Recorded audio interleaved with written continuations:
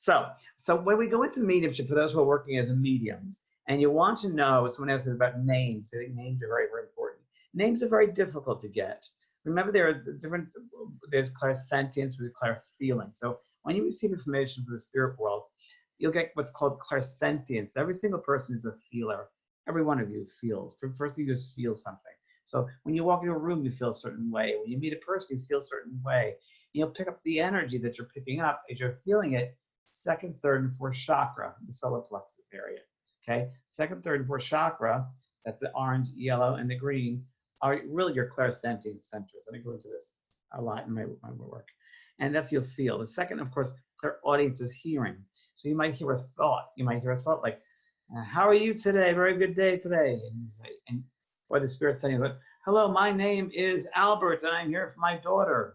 And you as a medium might hear Al and daughter, because it's coming so quickly and again coming in waves. So, but you might hear it hear a thought very clearly. You might hear it, or you might see this Albert person standing in front of you, and you might see his hair, his face. You might not see the full body, but he's going to impress upon your mind. He's going to impress upon your mind, your soul, a visual of himself that you'll be able to understand and see and give to the recipient so they understand who it is.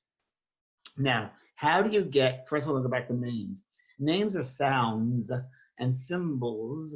So how do we get sounds and symbols? Well, one of the best things that I learned to do is go through, in the old days, telephone books, really thick telephone books.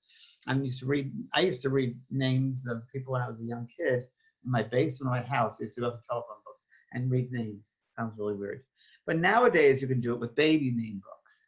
That's a good way of doing it, baby name books. Or you can even go to the library. I know it sounds very strange, isn't it, library? But I would do it. I would get out of my office. I would get out of your physical place that you're used to being at. I'd go to a library. You love libraries, right? I'd go to a library. I like the peace. I like the quiet. And I would love for you to do is start going down the different aisles and look at the author's names. Look at the first name on the author's names. And it says, let's say the name is Natalie. Repeat that, Natalie. Let's say, come and say Sean. Say Sean. Maybe the next name is Stuart. Okay, Stuart. So what I want you to do is I want you to say it, repeat it once, so it gets into your reference library, which we call it, which is you're familiar with the sound of that name. That's one way. The other way of doing it, of course, is the name book, the baby name book. You can read the name out loud, look at it, read it out loud, say it out loud, and then do the next name. You do one right after the other. That works really, really well. Everybody is different. So every single one of you are different. You're all individuals that are very, very different personalities, as are the spirit people. So just because you have one reading, which is going really, really well, coming through, you get the information, don't expect every reading to be like that, because every single reading is different. There might be one reading where you'll be able to pick up names so easily, and who knows why. It could be that the spirit person is really able to send that sound really, really well. There's some great spirit communicators and some really bad spirit communicators.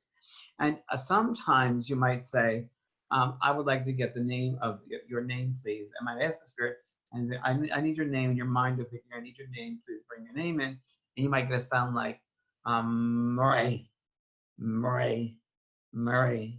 And you say, her name is Mary. And the recipient might say, no, her name is Marie. But look at how close that is, you see. So that again takes practice. I personally had a hard time with just asking where the name is. It usually just drops in. I'm not a name person, I'm not clairaudient. I think names are very good for clairaudient mediums, much easier for clairaudient mediums. And for a lot of you, you should probably check out Doris Stokes. Doris Stokes, very famous British medium, and you can find her on YouTube. And it was her very last performance, public appearance, before she had a stroke and died. And during the performance, she has cancer. And she's one of the best clairaudient mediums seen that I know of, I've known of.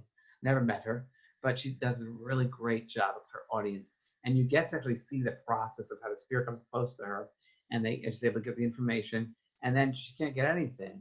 And she said to the person receiving it, she's saying, to the spirit, and the recipient, and she'll say to the spirit, darling, you need to come back to me and speak in my ear. I can't hear you if you go to your mother. You gotta come to my ear and speak to my ear. I can't hear you. So it's really interesting to watch clairaudience.